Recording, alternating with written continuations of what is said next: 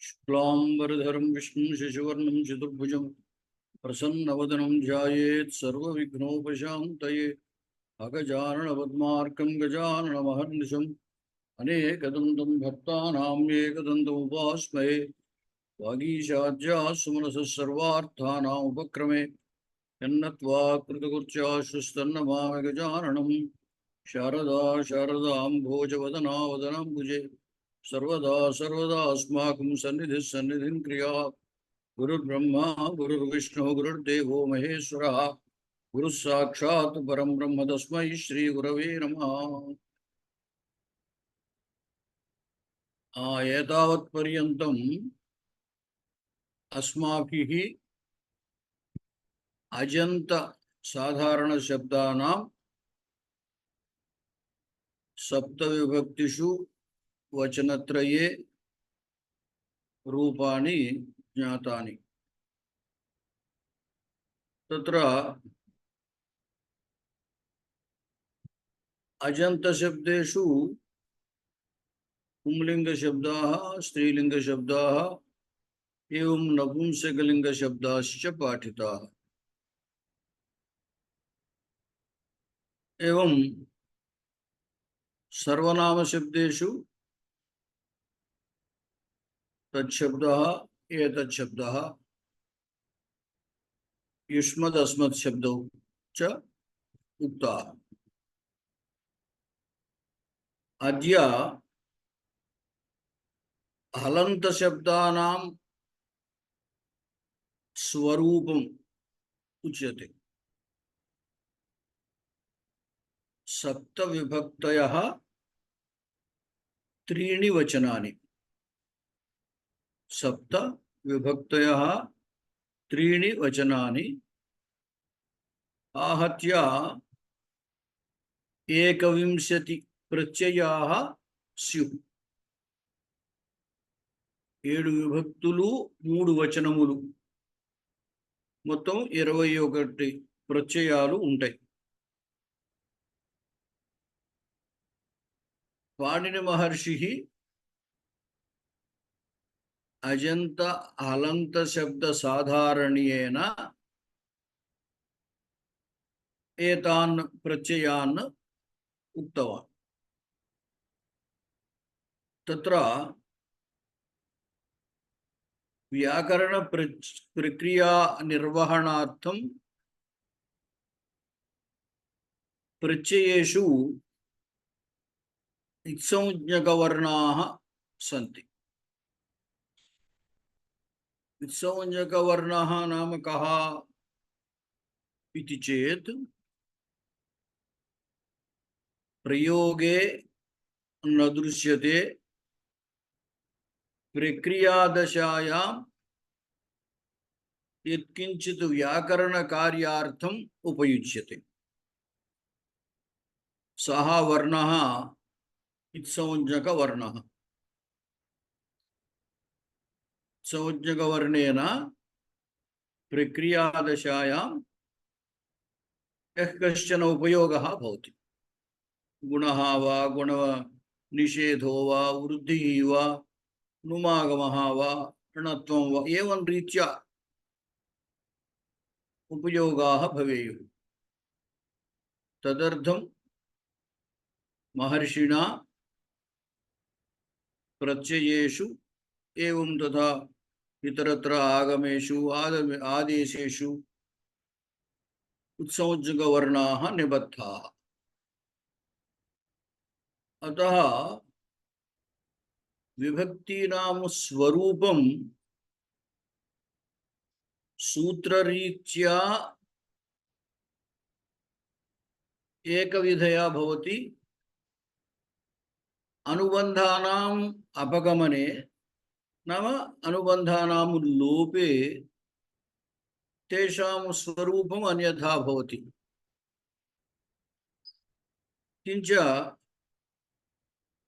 अजंत शब्दानां योगे स्वरूपम् अन्यथा दृश्यते, हलंत शब्दानां योगे यथास्थितिः दृश्यते। एकवार अहं तान् प्रचयान् श्रावयामि। ఒకసారి నేను ఆ 21 ప్రత్యయాలు మీకు వినిపిస్తాను.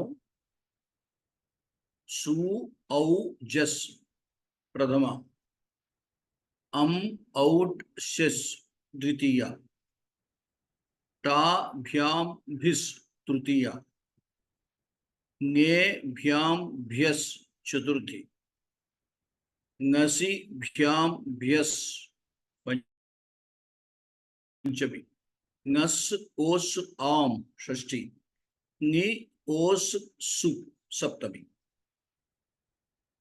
एते एकविंशति प्रत्ययाः। अजंत शब्द स्थले एतेषां स्वरूपं भिन्न भिन्नतया दृश्यते। उदाहरणार्थं राम शब्दस्य तृतीया विभक्तिः रामेण, रामाभ्यां, रामैः इति भवति। रामेण, रामाभ्यां, रामैः। हरिशब्दस्य हरिणा, हरिभ्यां, हरिभिः इति दृश्यते। धातु शब्दस्य धात्रा, धातृभ्यां, धातृभिः। एवं आकारान्त स्त्रीलिंगे रमा शब्दस्य रमया, रमाभ्यां, रमाभिः। ईकारान्त शब्दस्य गौर्या, गौरीभ्यां, गौरीभिः। एवं तेषां स्वरूपं किंचित भिन्नमिव दृश्यते। प्रत्ययानां यथा स्थितिः हलन्त शब्देषु सम्यक् दृश्यते, यथा तथं दृश्यते। अतः अद्य एकस्य हलन्त शब्दस्य स्वरूपं दर्शयामि।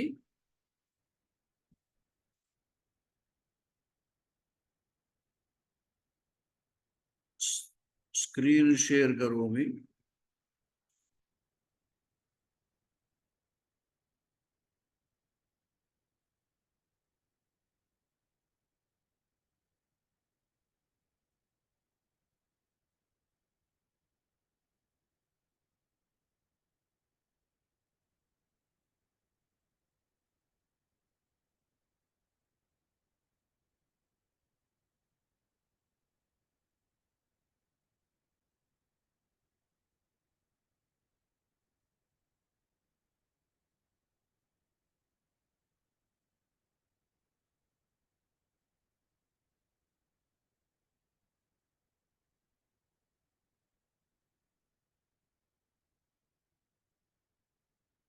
दृश्यते वा?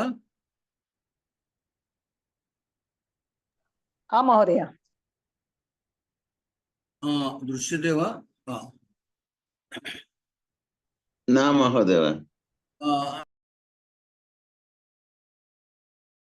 न महोदय, क्षम्यतां, न दृश्यते।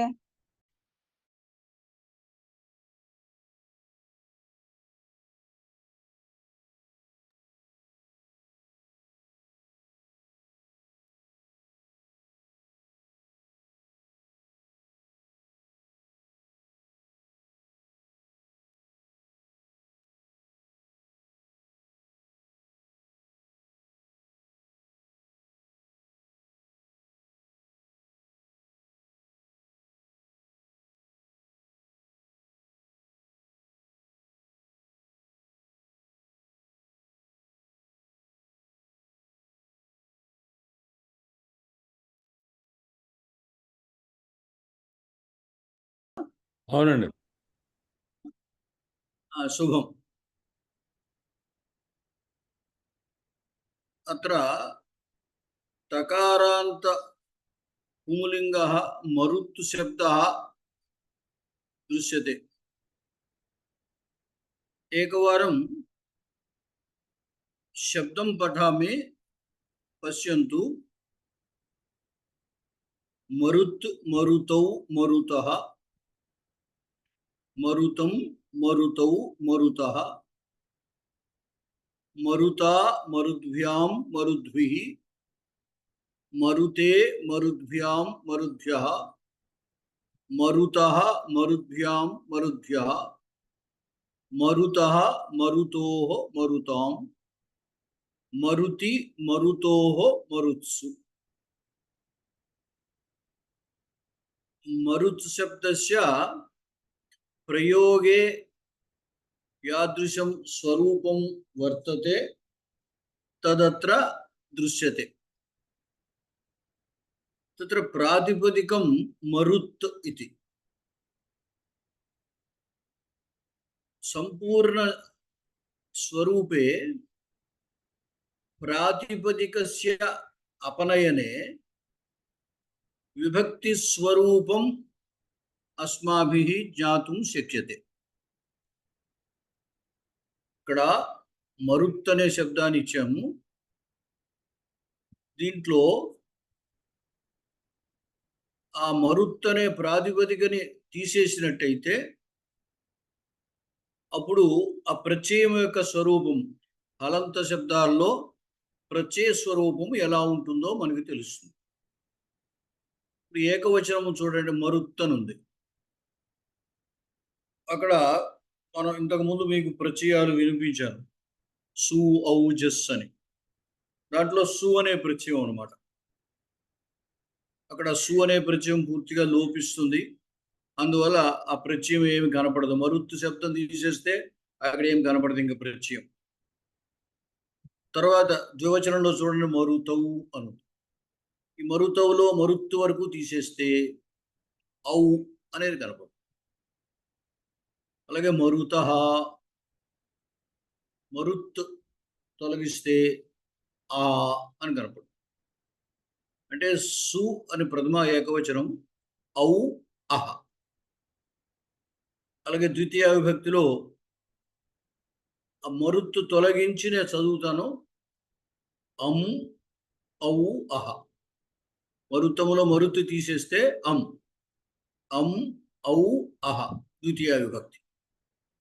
తృతీయలో ఆ భ్యాం భిహి, మరుతా అని ఉంది కదా, మరుత్తు తీసేయండి, ఆ భ్యాం భిహి. చతుర్థిలో ఏ భ్యాం భ్యః. పంచమి అహ భ్యాం భ్యః. షష్ఠి అహ ఓహ ఆం. సప్తమి ఈ మరుతిలో మరుతి తీస్తే ఈ ఓహో సు. ఇవి ప్రత్యయాలు అన్నమాట. అంటే హలంత శబ్దాలన్నిటికీ సాధారణంగా అంటే కామన్గా ఈ ప్రత్యయాలు అని మనం అనుకోవచ్చు అన్నమాట. మనం ఏ హలంత శబ్దం తీసుకున్నా ఈ ప్రత్యయాలని కలపాలన్నమాట. చిన్న చిన్న ఈ అచ్చులు కలిసినప్పుడు, అంటే అజాది ప్రత్యయం కలిసినప్పుడు, హలాది ప్రత్యయం కలిసినప్పుడు అక్కడక్కడ చిన్న చిన్న భేదాలు, అంటే సంధివశం వల్ల చిన్న చిన్న మార్పులు కనపడుతూ ఉంటాయి. महोदय, अत्र हलन्त शब्दस्य सुबन्त शब्दस्य प्रत्ययाः एकमेव वा, नो चेत् भिन्नं भिन्नं वा? ఏకమేవ. వస్తుతః अस्तु। పాణిని మహర్షిణా ఏకవిధయా ఏవ ప్రత్యయాః విహితాః. తత్ర అజంత శబ్దేషు సంధివశాత్ తేషాం స్వరూపం భిన్నతయా దృశ్యతే. తత్ర అజంతే శబ్దస్య అంతే అచ్ భవతి, రామ ఇత్యత్ర అకారః. అనంతరం ప్రత్యయేన అజాది ప్రత్యయేన యోగే కశ్చన సంధిః భవతి. अपि च केषाञ्चित् प्रत्ययानां विशेषतया आदेशाः उक्ताः अजन्तशब्देषु. अतः తత్ర ప్రత్యయస్వరూపం భిన్నతయా దృశ్యతే. హలంతశబ్దేషు సర్వత్రాపి ప్రత్యయస్వరూపం ఏకమేవ పద్ధత్యా దృశ్యతే. ఇదానీం అత్ర కేవల ప్రత్యయానాం స్వరూపం దర్శయతే. స్ ఔ అహ, అం ఔ అహ, ఆ భ్యాం భిః, ఏ భ్యాం భ్యః, అహ భ్యాం భ్యః, అహ ఓః ఆం, ఈ ఓః సు. ఇవి హలంత శబ్దాల్లో మనకి కనపడేటువంటి ప్రత్యయాలు అన్నమాట. ఏదైనా మరొక హలంత శబ్దం తీసుకుని ఆ శబ్దానికి ఈ ప్రత్యయాలు కలిపి చూడొచ్చు. ఆ కలిపినప్పుడు ఆ హల్లుల యొక్క కలయికలో చిన్న చిన్న మార్పులు వస్తూ ఉంటాయి. ఇదే ప్రత్యయాలకు ఇప్పుడు మరుత్తు శబ్దం కలుపుతున్నాం అనుకోండి. ఆ మరుత్తు శబ్దంలో ప్రథమ ఏకవచనం ఇక్కడ సు అని ప్రత్యయము అయితే ఆ హల్లుకి మరుత్తు అనే హల్లు తర్వాత సకారం వచ్చినప్పుడు రెండు హల్లులు కనుక చివరిలో ఉన్నట్టయితే అంటే హలంత సంయోగం. ఆ సంయోగం ఉన్నప్పుడు ఇప్పుడు కూడా చివరి హల్లు లోపిస్తూ ఉంటుంది. అందువల్ల మరుత్ అనే ఉంటుంది అనమాట. ఇప్పుడు ఈ ప్రత్యయాలకు ఒకసారి మరుత్ అనేది కలిపి మీకు చదువుతాను, వినండి. మరుత్ ఏకవచనం. మరుత్ ప్లస్ ఔ మరుతౌ, మరుత్ ప్లస్ అహ మరుతః, మరుత్ ప్లస్ అం మరుతం, మరుత్ ఔ మరుతౌ, మరుత్ అహ మరుతః, మరుత్ ఆ మరుతా, మరుత్ భ్యాం. ఇక్కడే ఆ మరుత్ తకారము దకారంగా మారుతుంది. జస్వ సంధి అని అంటాం. తకారానికి దకారం మరుద్భ్యాం. అలాగే మరుత్ భిహి మరుద్భిహి. అంటే ఈ హలాది ప్రత్యయాల్లో ఈ భ్యాం భిహి భ్యాం భ్యః ఈ ప్రత్యయాలు పరంగా ఉన్నప్పుడు తకారము దకారంగా మారుతుంటుంది. మరుతా మరుద్భ్యాం మరుద్భిః, మరుతే మరుద్భ్యాం మరుద్భ్యః, మరుతః మరుద్భ్యాం మరుద్భ్యః. షష్ఠి మరుతః మరుతోః, మరుత్ ఓః మరుతోః, మరుత్ ఆం మరుతాం. సప్తమి మరుత్ ఈ మరుతి, మరుత్ ఓః మరుతోః, మరుత్ సు మరుత్సు. ఆ విధంగా ఏదైనా మరొక శబ్దము, ఉదాహరణకి మీకు హలంత శబ్దాలు చూస్తే జలముక్ శబ్దము అని ఉంటుంది. జలముచ్ అసలు శబ్దం అది. జలముచ్, జలం ముంచతీతి జలముచ్ అనమాట. అంటే నీటిని విడిచిపెట్టేది మేఘము అని అర్థం జలముచ్ అనే శబ్దానికి. ఉదాహరణకి ఈ ప్రత్యయాలకి ఈ ప్రత్యయాలని ఆ జలముచ్ అనే దానితో కలిపామనుకోండి, ఎలా ఉంటుందో ఒకసారి నేను చెప్తాను చూడండి. జలముచ్చు చివర ఈ సకార ప్రత్యయం ఏకవచనం. ఇందాక చెప్పారు, రెండు హల్లులు కనుక కలిస్తే చివరి హల్లు లోపిస్తుంది. అందువల్ల సకారం పోతుంది. ఈ చకారము చివరగా ఎక్కడైనా సరే చకారము ఉంటే అది కకారంగానో గకారంగానో మారుతుంది. ఇప్పుడు కూడా పరుషములు సరళములు తెలుగులో కచట తప పరుషములు, గజడ దబ సరళములు అనేది వినుంటారు మీరు. అదే సంస్కృతంలో స్థూలంగా చెప్పుకోవాలంటే ఈ చర్త్వ సంధి జస్త్వ సంధి అని అంటూ ఉంటాం. కచట తపలకి గజడ దబలు వస్తే జస్త్వ సంధి అని అంటాం. గజడ దబలకి కచట తపలు వచ్చినప్పుడు చర్త్వ సంధి అంటాం. ఆ సంధి విధాన సూత్రాలు వాటికి నియమాలు వేరే ఉన్నాయనుకోండి, ప్రస్తుతం అది ఇక్కడ అక్కర్లేదు. అందువల్ల చివరిలో చకారం ఎప్పుడైనా ఉన్నా అది కకారంగానో గకారంగానో కనపడుతుంటుంది అన్నమాట. అంచేతే జలముచ్చు అనేదానికి జలముక్ జలముగ్ అని అనొచ్చు. జలముక్ అని అనొచ్చు, జలముగ్గు అని అనొచ్చు. తర్వాత ప్రత్యయాలు కలిపినప్పుడు చూడండి, జలముచ్చు ఔ, జలముచౌ, జలముచ్చు అహ, జలముచహ, జలముచ్చు అం, జలముచం, జలముచ్చు ఔ, జలముచౌ, జలముచ్చు అహ, జలముచహ, జలముచ్చు ఆ, జలముచా. ఇక్కడ జలముచ్చు భ్యాం అనే చోట ఈ కకారము జలముచ్చు అనే చకారము కకారంగాను తర్వాత గకారంగాను మారుతుంది. అందువల్ల జలముగ్ భ్యాం, జలముచ్చు భ్యాం, జలముగ్, జలముగ్ భ్యాం.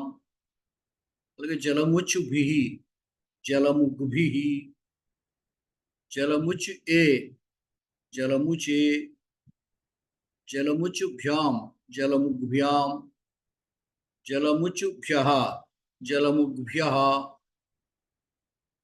జలముచు అహ, జలముచః, జలముచుభ్యాం, జలముగ్భ్యాం, జలముచుభ్యః, జలముగ్భ్యః.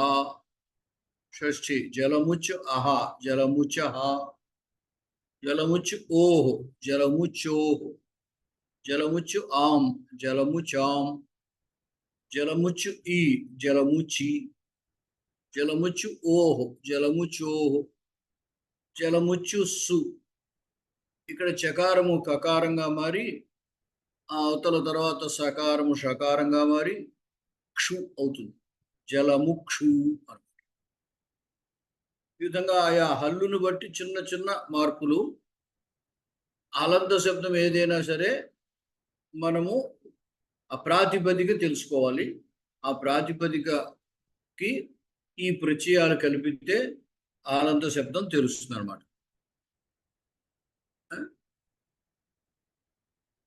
ఇక్కడ పాణిని మహర్షి ఇచ్చినటువంటి ప్రత్యయాలు ఇందాక మీకు ఒకసారి చదివాను. అవే ప్రత్యయాలు ఇక్కడ ఇవ్వడం జరిగింది. సు ఔజస్, అం ఔట్ సెస్, టా భ్యాంభిస్, నే భ్యాంభ్యస్, నసి భ్యాంభ్యస్, నస్ ఓస్ ఆం, ని ఓస్ సు. అంటే పాణిని చెప్పిన ఉపదేశించిన ప్రత్యయాలు ఇవి. వీటిల్లో నేను చెప్పాను కదా ఇంతకుముందు ఇత్సంజక వర్ణాలు అని ఉంటాయని. ఆ ఇత్సంజకానికి కొన్ని ప్రయోజనాలు, వ్యాకరణ ప్రక్రియలో కొన్ని ప్రయోజనాలు ఉంటాయి. దాన్ని దృష్టిలో పెట్టుకుని పాణిని మహర్షి ఆ ఇత్సంజక వర్ణాలని కల్పించారన్నమాట. మహోదయ నమస్కారం. వర్ణాలు తీసేస్తే మనకి వాటి యొక్క అసలు స్వరూపం తెలుస్తుంది అన్నమాట. మహోదయ, ఒక సందేహం. చెప్పండి. సంస్కృతంలో వ్యాకరణం పాణిని నిర్వచించిందే కదా మనం వ్యవహారికంలో కూడా. పాణిని మహర్షి కేవలం అష్టాధ్యాయి అని ఆయన సూత్రములు మాత్రము రాశారు. ఆ సూత్రములకు చిన్న చిన్న కాలానుగుణంగా వచ్చిన మార్పులన్నిటినీ మనం అమెండ్మెంట్స్ అంటాం. అలాగా తర్వాత కాత్యాయన మహర్షి వార్తికములను రాశారు. ఆ రెండిటికి వ్యాఖ్యానం, సూత్ర వార్తికములు రెండిటికి వ్యాఖ్యానంగా పతంజలి మహర్షి మహాభాష్యాన్ని రచించారు. ఈ మూడింటిని, ఈ మూడు కలిపి పాణిని, కాత్యాయన, పతంజలి ఈ ముగ్గురు రచించిన వాటిని కలుపుకొని మనం పాణినీయ వ్యాకరణము అని అంటాం. ప్రస్తుతం అదే అమల్లో ఉంది. సంస్కృత వ్యాకరణం అంటే పాణినీయ వ్యాకరణమే. అంతకు ముందు కూడా వ్యాకరణాలు ఉండేవి. అయితే పాణిని మహర్షి సమగ్రంగా వ్యాకరణాన్ని, లౌకిక భాషకి వైదిక వ్యాకరణాన్ని రచించడం చేత అంతకు ముందు వ్యాకరణాల కంటే ఇది మెరుగ్గా ఉంది కాబట్టి ఈ వ్యాకరణమే చాలా ప్రసిద్ధి పొందింది అనమాట. ఇప్పుడు కాత్యాయన గారే వరరుచి గారా అండి? కాత్యాయనుడు అన్న వరరుచి అన్న ఒకరే. ఓకే. ఆయన వార్తికములు రచించారు. సరే, ఇక్కడ కొన్ని ఆ శబ్దాన్ని దృష్టిలో పెట్టుకుని కొన్ని ఉదాహరణ వాక్యాలు ఇక్కడ చూడండి. మరుత్ అంటే వాయువు అని అర్థం కదా. మరుత్ సర్వత్ర వాతి. మరుత్ సర్వత్ర వాతి అంటే గాలి అంతటా వీస్తుంది అని అర్థం. ప్రాణినః మరుతా జీవంతి. ప్రాణినః మరుతా జీవంతి. ప్రాణులు గాలి చేత జీవిస్తారు. ప్రాణినః మరుతా జీవంతి. ఆంజనేయః మరుతః సుతః అత ఏవ సః మారుతిః ఇతి నామ్నా ప్రసిద్ధః అభవత్. తెలుస్తుంది కదా. మరుతః వాయువు యొక్క షష్ఠి. ఆంజనేయః మరుతః సుతః. ఆంజనేయుడు వాయువు యొక్క కుమారుడు. అందువల్ల అతయేవ అంటే అందువల్లే సహ మారుతి ఇది నామ్నా ప్రసిద్ధ. మారుతి అనే పేరుతోటి అందువల్లే అతడు ప్రసిద్ధుడు. సర్వేషాం మనసి భగవాన్ అస్తి. మనసి మనస్సు అనే శబ్దం. ఇప్పుడు మరుత్ అనే శబ్దానికి సప్తమి ఏకవచనం ఈ కలిపితే మనసి మరుతి అయింది. మరుతు ఈ మరుతి. అలాగే మనస్సు ఈ మనసి. సర్వేషాం మనసి భగవాన్ అస్తి అంటే అందరి మనస్సులోనూ భగవంతుడు ఉన్నాడు. తర్వాత చూడండి. శత్రుత్వం మిత్రత్వం చ అస్మాకం వాచి భవతః. శత్రుత్వం మిత్రత్వం చ అంటే శత్రుత్వము మిత్రత్వము కూడా అస్మాకం వెళ్ళింది మనకి. అస్మాకం అంటే మన యొక్క. వాచి భవత వాచి. వాచ్ అనే శబ్దం మనం వాక్కు అంటాం కదా. ఈ వాక్కు అనే శబ్దము మూల శబ్దం ఏమిటంటే వాచ్ అన్నమాట. అంటే వాచ్ అనే దానికి సప్తమి ఏకవచనం వాచి. వాచ్ ఈ. ఆ ప్రత్యయాలు ఇంతకుముందు మీకు చెప్పాను. సప్తమిలో ఈ ఈ ఓహో సు. సప్తమి ఏకవచనంలో ఈ ప్రత్యయం. ఇందాక మరుత్తు శబ్దానికి మరుత్తు ఈ మరుతి. అలాగే మనస్సు శబ్దానికి మనస్సు ఈ మనసి. అలాగే వాచ్ అనే శబ్దానికి వాచ్ ఈ వాచి. అంటే మన యొక్క వాక్కునందే ఈ శత్రుత్వ మిత్రత్వాలు ఉంటాయి. అంటే మనం స్నేహపూర్వకంగా మాట్లాడితే మిత్రత్వం, ఏదైనా ద్వేషంతో మాట్లాడితే శత్రుత్వం ఏర్పడతాయి. కాబట్టి శత్రుత్వము మిత్రత్వము కూడా మన యొక్క వాక్కునందు ఉన్నాయి అన్నట్టు. గురూన్ మనసా వాచా కర్మణ నమస్కుర్మః. గురూన్ నమస్కుర్మః. గురువులను నమస్కరించుకుందాం. అయితే నమస్కరించుచున్నాము వర్తమాన కాలం. ఇక్కడ 3 శబ్దాలు ఉన్నాయి చూడండి. మనసా వాచ కర్మణ అని చెప్పారు. మనస్ అనే శబ్దానికి ఇప్పుడు మనకి తృతీయ ఏకవచన ప్రత్యయం. పైన మీకు శబ్దముల యొక్క ప్రత్యయాలు ఇచ్చాం కదా. ఆ భ్యాం బిహి అని. తృతీయలో ఆ భ్యాం బిహి. అక్కడ మరుత్తికి మరుతా మరుద్భ్యాం మరుద్భిహి. ఇక్కడ మనస్సు ఆ మనసా. వాచ్ ఆ వాచా.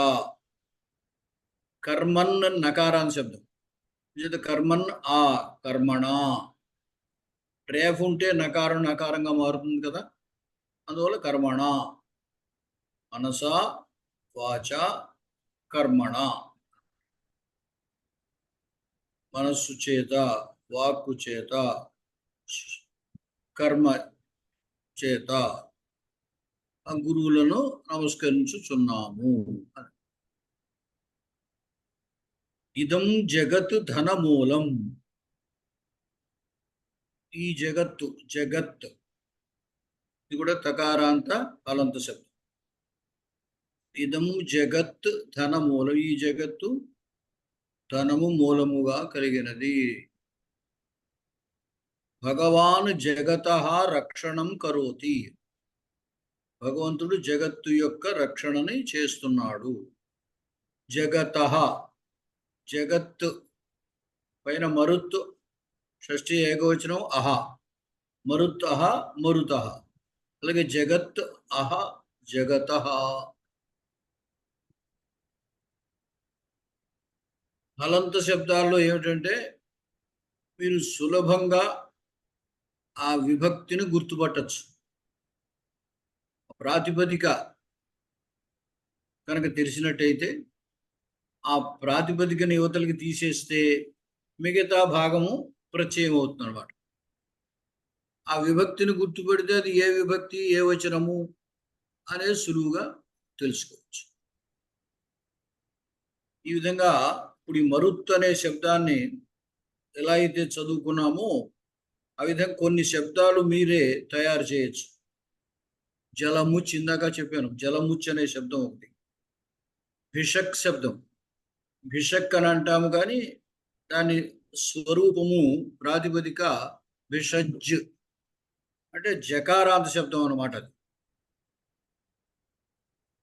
ఇప్పుడు ఇలాగే జలముచ్, జలముచవు, జలముచః, మరుత్, మరుతవు, మరుతః అన్నట్టుగానే జలముచ్, జలముచవు, జలముచ. అదేవిధంగా భిషజ, ఇందాక చెప్పాను చివరిది ఆ చకారము, ఈ జకారము ఏమున్నా సరే అవి కకార గకారాలుగా మారిపోతూ ఉంటాయి. జలముచ్చుకి జలముక్కు, జలముగ్గు అనొచ్చు. అలాగే భిషజ్కి భిషక్, భిషగ్. అలాగే వాచ్, వాచ్, వాచవు, వాచః. ఈ వాచ్ అనేది కూడా చకారం కకారంగా మారుతుంది. వాక్, కకారం గకారంగా మారుతుంది. వాగ్, వాక్కు, వాగ్ అని అనొచ్చు అనమాట. వాచవు, వాచ. అలాగే జగత్, జగత్, జగతవు, జగతః. అయితే ఈ జగత్ అనే శబ్దం మాత్రం మీరు తయారు చేయకండి. అంటే దాని యొక్క అలాగే మనస్సు ఒకటి, జగత్ ఒకటి, కొంచెం అవి మళ్ళీ వేరే శబ్దాలు అవి. కాబట్టి ఉడికే అలంత శబ్దానికి ప్రత్యయము ఆ విధంగా కలపచ్చు అనే ఉదాహరణ కోసం చెప్పాము అది. ఎందుకంటే వీటికి ప్రథమ ద్వితీయ విభక్తులు కొంచెం తేడాగా ఉంటాయి, తర్వాత నుంచి సరిపోతాయి. సరే, ఈ విధంగా మీరు ఏం చేస్తారంటే కొంచెం ఆ శబ్దముల యొక్క రూపాలు, అంటే హలంత శబ్దములు రూపాలు ఎట్లా ఉంటాయి, ఎలా తయారు చేసుకోవచ్చు అనే ఉద్దేశంతో, ఆ దృష్టితోటి వాటిని తయారు చేసుకోండి. తయారు చేయొచ్చు అంటే అటువంటి వాక్యాలు రాయటానికి ప్రయత్నం చేయండి. అంటే ఈరోజు మనము అలంత శబ్దము యొక్క స్వరూపం, దాంట్లో విభక్తి ప్రత్యయాలు మనం ఎట్లా గుర్తుపట్టచ్చు అనే విషయం తెలుసుకున్నాం. దాని ప్రకారంగా మీరు కొన్ని హలంత శబ్దాల యొక్క స్వరూపాన్ని మీరు తయారు చేయవచ్చు. లేదా ఎక్కడైనా ఇప్పుడు శ్లోకాల్లో వాటిలోనూ ఉన్న చోట ఓహో ఈ విభక్తి ప్రత్యయము, ఈ శబ్దము ఫలానా విభక్తి, ఫలానా వచనము అని మీరు గుర్తుపట్టడానికి ప్రయత్నం చేయొచ్చు. తర్వాత కొన్ని క్రియాపదాల యొక్క పరిచయం ఇప్పుడు చేస్తున్నాం. ఇప్పటికే మీరు ఏదో ఒక 10, 15 కొన్ని క్రియలు తెలుసుకుని ఉన్నారు. సంస్కృతంలో ధాతువు అని అంటారు. క్రియను చెప్పేదాన్ని ధాతువు అని అంటారు. మొత్తం పదజాలం అంతా కూడా సుబంతము, తిగంతము అని 2 రకాలుగా విభాగం చేశారు. భాషలో ఉండే పద సముదాయాన్నంతని కూడా ఒక 2 సమూహాల కింద స్థూలంగా 2 సమూహాల కింద విడదీశారు. దాంట్లో సుబంతముల యొక్క సముదాయం. ఇంతవరకు మనము ఆ సు ఔజస్ అమ్మౌషస్ అనే ప్రత్యయాలు చెప్పేమే, వాటన్నిటినీ సుపు ప్రత్యయములు అంటారు. ఎందుకంటే దాంట్లో మొట్టమొదటి ప్రత్యయం సు, చివర సప్తమి బహువచన ప్రత్యయం సుప్పు.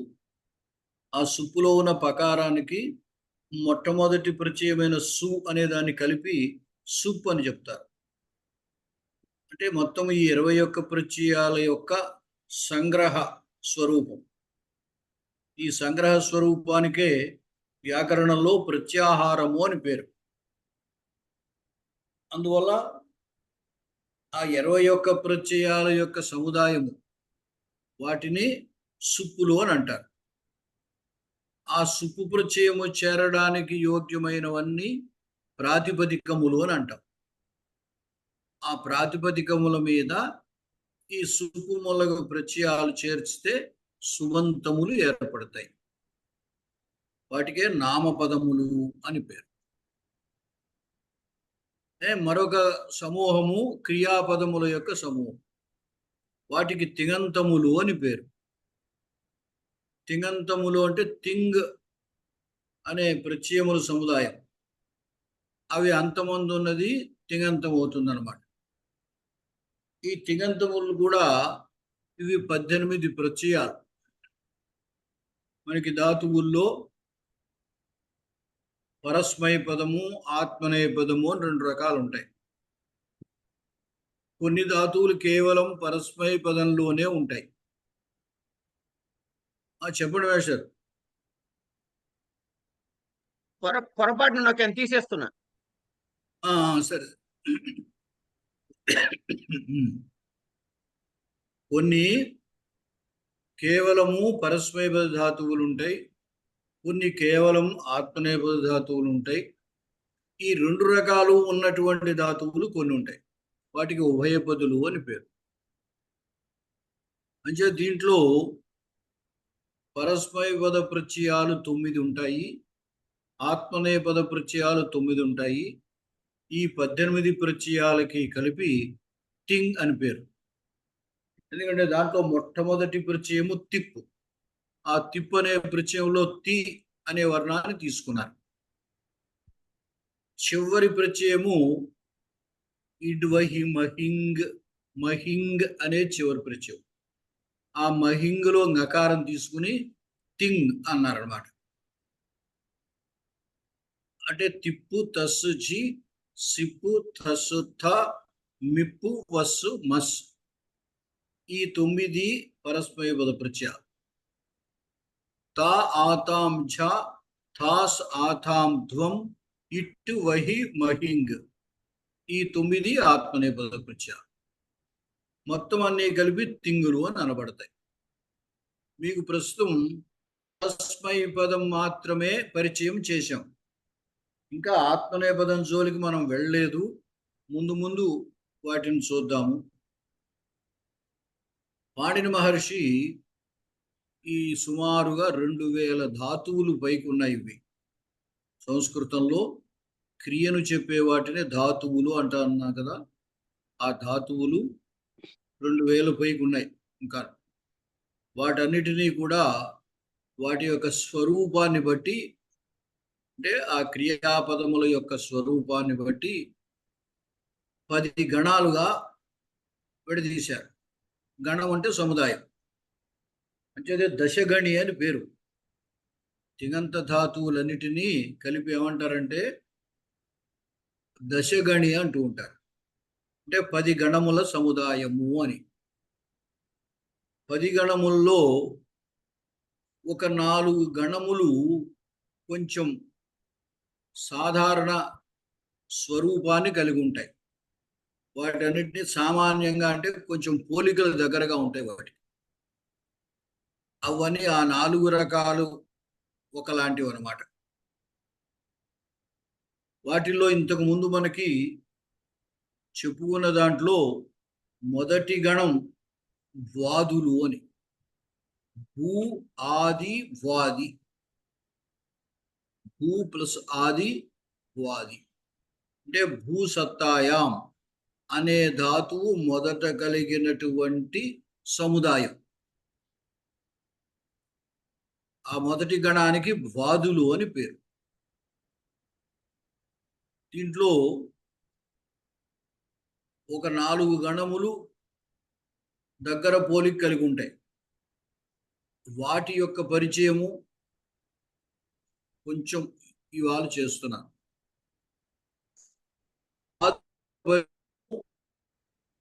ఇప్పటి వరకు ఇంతకు ముందే చేసేయడం జరిగింది.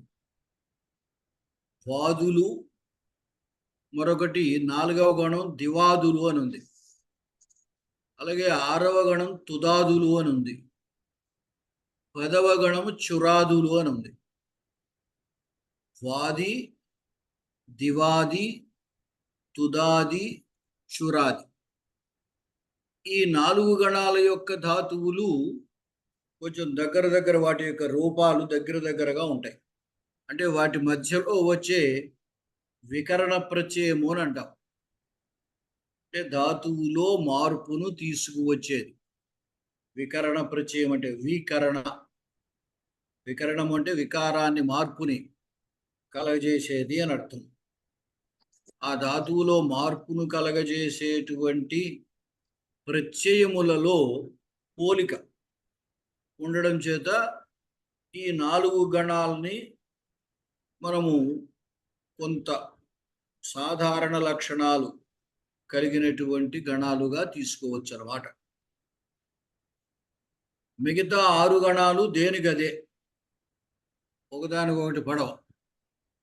అది మిగతా 6 గణాలు వేరువేరుగా ఉంటాయి.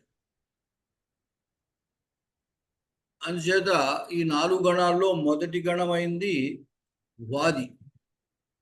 ఆ వాది గణ ధాతువులు ఇప్పటి వరకు మీకు చాలా భాగం పరిచయం చేసినవే. అవి ఊరికే వాటి మొదళ్ళు కొన్ని ఇక్కడ ఇచ్చాను నేను. ఇంకా ఇంతకంటే చాలా ఎక్కువే మీకు చెప్పడం జరిగింది. అవి ఇక్కడ ఇచ్చిన దానికంటే. భూధాతు, భూసత్తాయాం అనే ధాతు. భవతి, భవతః, భవంతి అంటే ఊరికే ప్రథమ పురుష ఉదాహరణకి ఇచ్చాను. మీరు ఇంతకు ముందే 3 పురుషులకు సంబంధించినవి చదువుకుని ఉన్నారు. ఇక్కడ ఉదాహరణ కోసం ఆ ప్రథమ పురుష మాత్రమే ఇవ్వడం జరిగింది. భవతి, భవతః, భవంతి ఈ భూసత్తాయాం అనే ధాతువు అన్నమాట. ఇది ఈ వర్తమాన కాలంలో భవతి, భవతః, భవంతి, భవసి, భవతః, భవథా, భవామి, భవావహ, భవామహ అని ఉంటుంది. జాగ్రత్తగా మీరు గమనించినట్టయితే ఆ 9 కూడా భవ అనేది కామన్. చివరి ప్రత్యయాలు మారాయి.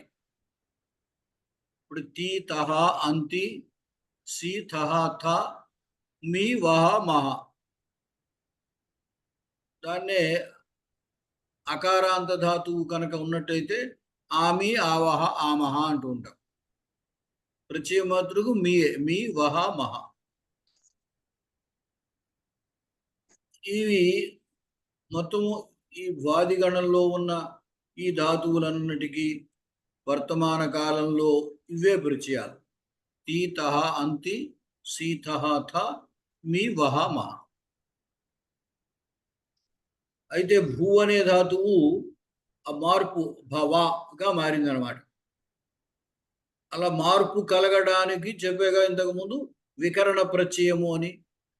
అంటే ధాతువుకి ఆ తింగు ప్రత్యయానికి మధ్యలో మరొక ప్రత్యయం వస్తుందన్నమాట. దాన్నే మనం వికరణ ప్రత్యయం అని అంటాం. ఆ ప్రత్యయం వల్ల దానికి ముందున్నటువంటి ధాతువులో మార్పు వస్తూ ఉంటుంది. అంటే భూ అనేది భవగా మారిందనమాట. ఇంకా రకరకాల మార్పులు ఉంటాయి అనుకోండి. ఈ ఆ అనే ప్రత్యయం ఉందే, అకారాంతం అనుకోవచ్చు, లేదా ఆ అనే ప్రత్యయం. ఈ ఆ అనే ప్రత్యయం ఇక్కడ మనం చెప్పుకున్న వాదుల్లో మధ్యలో ఆ అనే ప్రత్యయం. తర్వాత చెప్పబోయేటువంటిది ఇంకొక గణం ఉంది, దాంట్లో యా అనే ప్రత్యయం. అలాగే ఆ తర్వాత 6వ గణంలో మళ్ళీ ఆ అనే ప్రత్యయం. అలాగే 10వ గణంలో కూడా ఆ అనే ప్రత్యయం. అయితే 10వ గణంలో ఏమిటంటే విశేషం, ధాతువు మీద అయ అనేది ముందు చేరుతుంది, నిచ్చి అంటాము. ఆ అయ అనేది చేరేక మళ్ళీ ఆ అనే ప్రత్యయం వస్తుంది అనమాట. ఇలాగ అవి మార్పులు అవన్నీ ముందు ముందు మీకు తెలుస్తాయండి, కంగారు పడకండి. ఈ వాదులు ముందు ఇంతకు ముందే పరిచయం ఉన్నవి కాబట్టి ఒకసారి చూడండి. భూధాతువుకి భవతి, భవతః, భవంతి. జీ జయే అనే ధాతు, జయతి, జయతః, జయంతి. వహ ప్రాపణే ధాతు, వహతి, వహతః, వహంతి. మామూలుగా వహధాతువు సకర్మక ధాతు. భృత్యః భారం వహతి అంటే సేవకుడు బరువును మోస్తున్నాడు అని అర్థం. ప్రాపణము అంటే పొందించుట అని అర్థం. పొందించడం అంటే ఒక చోటు నుండి ఇంకో చోటుకి తీసుకువెళ్ళటం. అది దేన్ని తీసుకువెళ్తాడు, ఏదో ఒక వస్తువుని తీసుకువెళ్తాడు. అందువల్ల సకర్మక ధాతువు అని అంటారు దాన్ని. వహతి, వహతః, వహంతి. అదే ప్రా అనే ఉపసర్గ చేరిస్తే ప్రవహతి, ప్రవహతః, ప్రవహంతి. నదీ ప్రవహతి, నది ప్రవహిస్తోంది అంటాం. ఇది అకర్మక ధాతువు అన్నమాట. అంటే క్రియాపదాన్ని మనం దేనిని అని ప్రశ్నిస్తే సమాధానం లేకపోతే అకర్మకం. ఇక స్థూలంగా సులువుగా చెబుతున్నాను గుర్తు కోసం. క్రియాపదాన్ని దేనిని అని ప్రశ్నిస్తే సమాధానం వస్తే ఆ ధాతువు సకర్మకం, సమాధానం రాకపోతే ఆ ధాతువు అకర్మకం. సేవకుడు మోస్తున్నాడంటే దేన్ని మోస్తున్నాడు అని అడుగుతాం. ఏదో పెట్టి మోస్తున్నాడు అని అంటే అక్కడ సమాధానం వస్తుంది, అందువల్ల అది సకర్మకం. నది ప్రవహిస్తోంది అన్నప్పుడు దేనిని ప్రవహిస్తోంది అంటే సమాధానం ఏమి ఉండదు ఇంకా, కాబట్టి అది అకర్మకం. అంటే ఊరికే ధాతువు సకర్మకమా అకర్మకమా అని తెలియాలంటే తెలుగులో మనకి ఇది సులువైన విధానం. చదువుతున్నాడు, దేన్ని చదువుతున్నాడు వెంటనే మనకి సమాధానం ఉంటుంది. సరే, అలాగే వర్షతి, వర్షతః, వర్షంతి. వృషు సేచనే అనే ధాతు. హరతి, హరతః, హరంతి. హృహరణే అనే ధాతు. ఇవి మొదటి గణానికి సంబంధించిన ధాతువు. వీటిని ఏమంటారు? వాదులు అంటారు. ఈ వాదుల్లో ఆ వికరణ ప్రత్యయం యొక్క లక్షణం ఏమిటంటే ఆ వికరణ ప్రత్యయం వల్ల ముందున్నటువంటి ధాతువుకి గుణం వస్తుంది. అంటే భూధాతువులో భూ ఊకారానికి గుణం వచ్చి ఓ అయింది. మళ్ళీ ఆ ఓకారానికి అవా అనే ఆదేశం వచ్చి భవాగా మారింది అనమాట. అంటే మీకు అంత లోపలికి అవసరం లేదు, కానీ వికరణ ప్రత్యయము అనే దాని యొక్క లక్షణం మనం తెలుసుకోవాలన్నమాట. అంచేత వాదుల్లో అన్నిట్లోనూ కూడా ఆ వెనకాల ధాతువు అజంత ధాతువు అయితే ఆ చివర అచ్చుకి గుణం వస్తూ ఉంటుంది అనమాట. ఇక్కడే మీరు చూడండి, భూ ధాతువు ఊకారానికి గుణం వచ్చి ఏదో భవతి అయింది. అలాగే జీ జయే, అక్కడ జీలో ఈకారానికి గుణం వచ్చి జయ్య, ముందు ఏకారము, ఆ ఏకారం అయ్యగా మారుతుంది, జయతి. తర్వాత వాహధాతువు హలంతం, అక్కడేమి గుణం వచ్చే అవకాశం లేదు. తర్వాత వృష్ అనే ధాతువు తీసుకున్నాము, ఆ వృషులో హలంతమైన వెనకాల ఉపధ అరుకారం ఉంది, ఆ దానికి గుణం వస్తుంది అనమాట, వర్ష అవుతుంది. తర్వాత హురు ధాతు, హురువులో చివరి అరుకారం ఉంది, అరుకారానికి గుణం అర్, హరతి. అలాగా ఏమిటంటే ఈ మొదటి గణంలో ఆ వికరణ ప్రత్యయం వల్ల ముందున్నటువంటి ధాతువుకి గుణం వచ్చే అవకాశం ఉంటుంది. ఈ హరతి అనే దానికి ఉపసర్గ చేర్చడం వల్ల ధాతువు యొక్క అర్థం మారుతూ ఉంటుంది. దానికి ఉదాహరణ కోసమని కింద ఇచ్చాను చూడండి. ప్రహరతి, ఆహరతి, సంహరతి, విహరతి, పరిహరతి, ఉపహరతి. ఉపసర్గ వల్ల ధాతువులో ఉన్న అర్థం మార్పు చెందుతూ ఉంటుంది. ఒక్కొక్కప్పుడు ఇంకా సామాన్య అర్థం ఉంటే విశేషార్థం కూడా వస్తుంది, ఒక్కొక్కప్పుడు వ్యతిరేకార్థం కూడా వస్తూ ఉంటుంది. గచ్చతి వెళుతున్నాడు, ఆగచ్చతి అంటే వస్తున్నాడు అని అర్థం. అంటే ఈ అనే ఉపసర్గ వల్ల ధాతువుకున్న అర్థం మారిపోయింది అనమాట. ఇక్కడ హరతి అనే దానికి ఉపసర్గ చేర్చడం వల్ల ప్రహరతి అంటే కొట్టుచున్నాడు అని అర్థం, ఆహరతి అంటే తీసుకొస్తున్నాడు అని అర్థం, సంహరతి ఈ సంహరించడానికి మనకు వ్యవహారంలో చంపడం అనే అర్థం ఉంది, కానీ మామూలుగా సంహరణము అంటే మూడవడం అనమాట, దగ్గరికి చేర్చడం అని అర్థం. ఇప్పుడు అస్త్రం ఉపసంహరించాడు అంటుంటారు కదా, అంటే ప్రయోగిద్దాం అనుకున్న దాన్ని వెనక్కి తీసుకోవడం. విహరతి తెలుసు మనకి, విహరిస్తున్నాడు. పరిహరతి, పరిహరించడం అంటే తొలగించడం అని అర్థం. అసలు ఇప్పుడు దోషాన్ని పరిహరించాడు అంటే దోషాన్ని తొలగించాడు అని అర్థం. ఇదే కొంచెం మరొకరుగా ఇప్పుడు చూడండి, నష్టపరిహారం అంటూ ఉంటారు, అంటే వాడికి కలిగిన నష్టాన్ని తొలగించడం అని అభిప్రాయం అన్నమాట.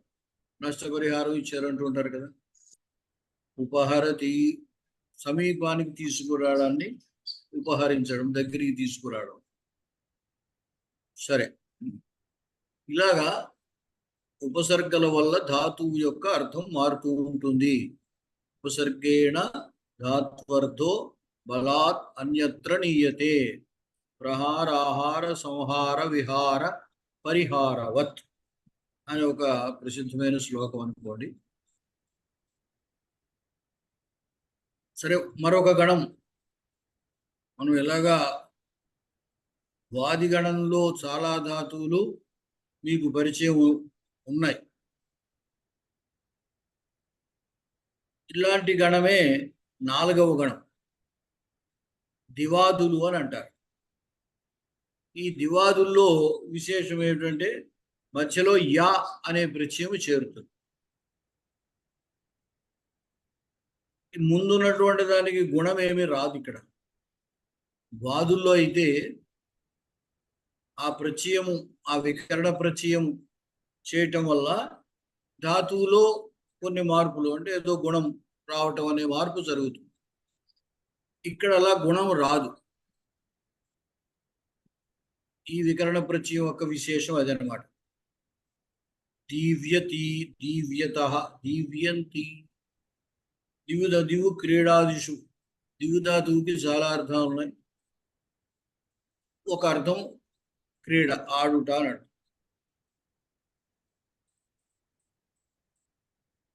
అలాగే నృతి గాత్ర విక్షేపే, నృత్యం చేశారంటారు కదా, అంటే శరీరంలో హావభావాల్ని ప్రకటించడానికి అవయవాల్ని కదపడం. ఆ అవయవాల యొక్క కదలికల చేత భావం మనకి అర్థం అవుతుంది అనమాట. అంచేత నృత్యం చేయడం అంటే గాత్ర విక్షేపము అని అందుకు ఇచ్చారు అర్థం. నృత్యతి, నృత్యత, నృత్యంతి.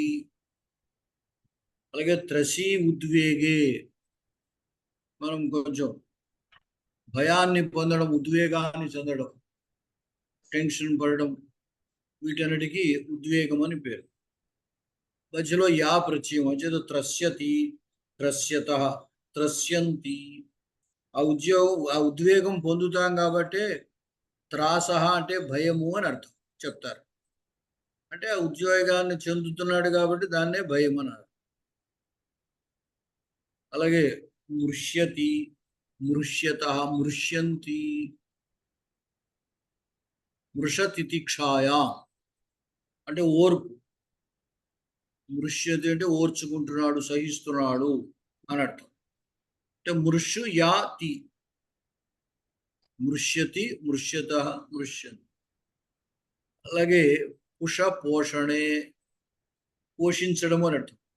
పుష్యతి, పుష్యత, పుష్యంతి. అలాగే సుష శోషణే అంటే ఎండిపోవడం. శుష్యతి, శుష్యత, శుష్యంతి. ఇప్పుడు ఆతపే కాష్ట శుష్యతి, ఎండలో కర్ర ఎండుతోంది.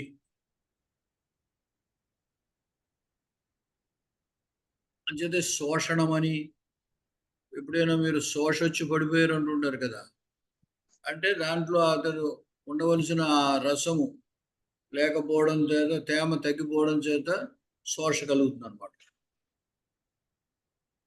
శుష్యతి, శుష్యత, శుష్యంతి. అలాగే శ్లిష ఆలింగనే, ఆలింగనము చేసుకోవడము. శ్లిష్యతి, శ్లిష్యత, శ్లిష్యంతి. అదే మనం వ్యవహారంలో కేవలం ఇదే అర్థంలో వాడట్లేదు, శ్లేష అంటూ ఉంటాం. అంటే అక్కడ అర్థములు 2 ఉంటాయి, ఒకటి కంటే ఎక్కువ అర్థములు ఆ శబ్దాన్ని కలిగి ఉండడం చేత, అంటే శబ్దాన్ని అంటిపెట్టుకుని అనే మాట వాడుతుంటాం అన్నమాట. తర్వాత దుష వైకృత్యే, దుషధాతువుకి దోషము, వికారాన్ని పొంది ఉండడం, వికృతి కలిగి ఉండడం. దుష్యతి, దుష్యత, దుష్యంతి అంటే పొరపాటు చేస్తే దుష్యతి అని అంటారు. దీని నుంచే దోష అనే శబ్దం వచ్చింది. దోష అంటే పొరపాటు, తప్పు అని అర్థం చెబుతున్నాం కదా. దుష్యతి, దుష్యత, దుష్యంతి. అలాగే నశ అదర్శనే, నశించడం అని అర్థం. అదర్శనం అంటే అంతకుముందు కనపడిన వస్తువు కనపడకపోతే నశించడం. అంటే అదర్శనే అని రాశారు. నశ్యతి, నశ్యత, నశ్యంతి.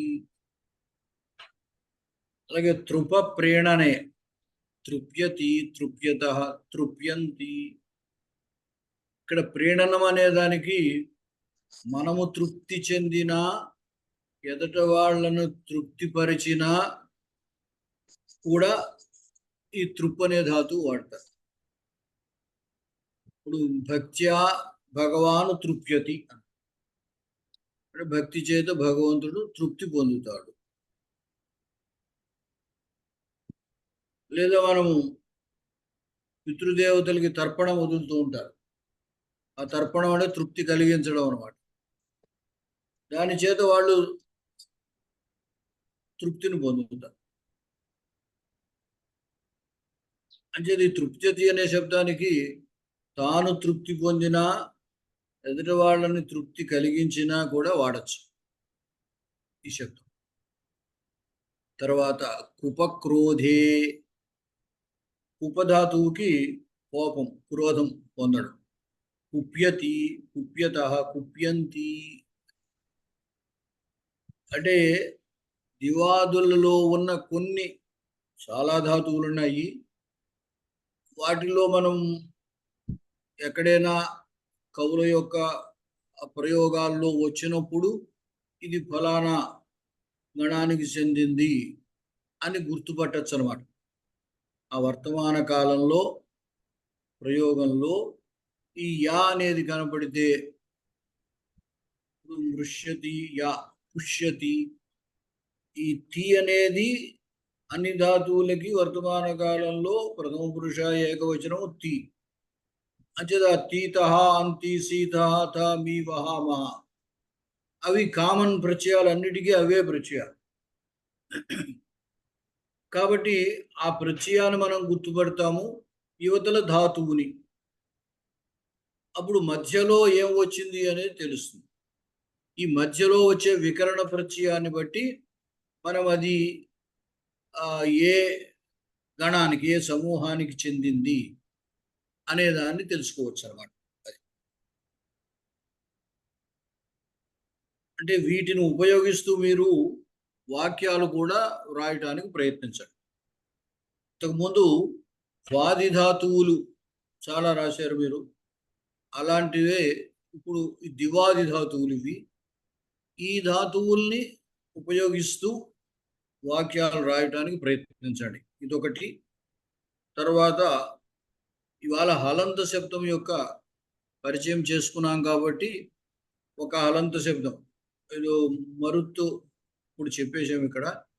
ఆ మరుత్తు శబ్దము కాకుండా జలముచ్చని, వాచని, తర్వాత ఇంకొకటి భిషక్ అని, ఆ 3 శబ్దాలు కూడా మీరు తయారు చేయొచ్చు. ఇక్కడ ఊరికే మనస్సు అనే శబ్దాన్ని మీకు పరిచయం చేసినప్పటికీ దానికి ప్రథమ ద్వితీయులు వేరే ఉంటాయి. అంచేత అది రాయటానికి ప్రయత్నించకండి. ప్రస్తుతం సకారాంతం జోలకు వెళ్ళకండి. అలాగే గురుగారు అంటే మనస్సు శబ్దం అది ఏ లింగం అండి గురుగారు? మనస్సు శబ్దం అది ఏ లింగము? అది నపుంసకలింగ శబ్దం. అంచేత కొంచెం మార్పులు ఉంటాయి. అందువల్ల వాటి జోలికి వద్దు అన్న ప్రస్తుతం. ఈ ప్రత్యయాలను మీరంటే హలంత శబ్దం మీద వాడే ప్రత్యయాలు మనకి ఎదురుగుండా ఇప్పుడు ఇందాక అనుకున్నాం కాబట్టి ఆ ప్రత్యయాలని ఒక హలంత శబ్దానికి పైన ఇచ్చిన ఏదో జలముచ్చు, భిషజ్జు, వాచ్చు అట్లాంటి శబ్దాలకి వాడి ఆ శబ్దం మీరు తయారు చేసుకున్నట్టయితే ఒక అలవాటు అవుతుందన్నమాట. హలంత శబ్దము ఎట్లా ఉంటుంది అనేది మీకు తెలుస్తుంది. అలాగే ఇప్పుడు ఇక్కడ ధాతువులు, ఈ దివాదులకు సంబంధించిన ధాతువులు కొన్ని ఇచ్చాం కాబట్టి వీటి మీద కూడా కొన్ని వాక్యాలు తయారు చేయండి. సరే, ఇంకా ఇవాళకి ఇక్కడితోటి ముగిద్దామండి.